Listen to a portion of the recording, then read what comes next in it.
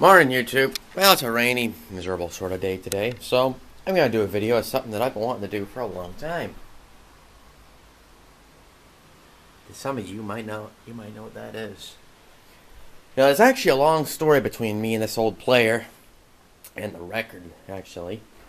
When I was back at, what was that school called, Cousin's School in Kennebunk, before it closed down when I was in second grade, I believe it was.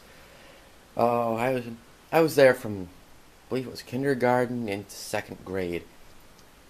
Well, no sense going over names, because that's no use to anyone around here. But, my teacher I had for 2 years there. No, I had her for only 1 year. And when I was a little kid, we didn't have a lot down at Cousin's School. It was a very old school. I believe it was put up in 1922. I'll have to edit this if I remember right. I think it was 22. And when I was a little kid, this was the record player we used at, I hold up air quotes, nap time.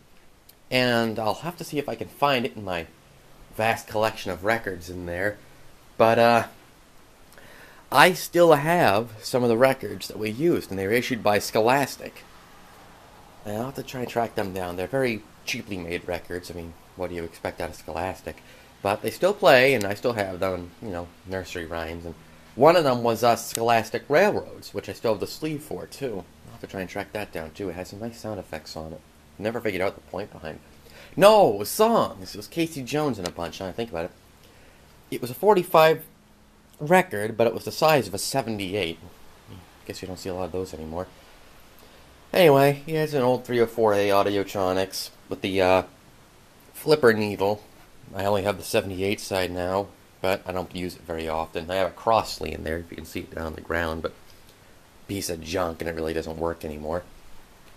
And I wish I had the audio jack, because I'd like to run this through my sister's speakers up here.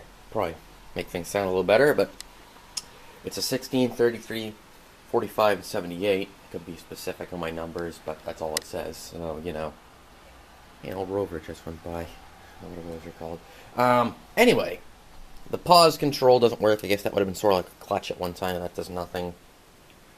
Simple old player. Bi-directional sound. That little thing in the top for the book manual. But anyway, this is cat record number C1223 or 45-104, I forget which one, but it's the chords performing Shaboom. So we're going to sit you down here and let's play some music, because I've got a bunch of meetings to do for a long time now.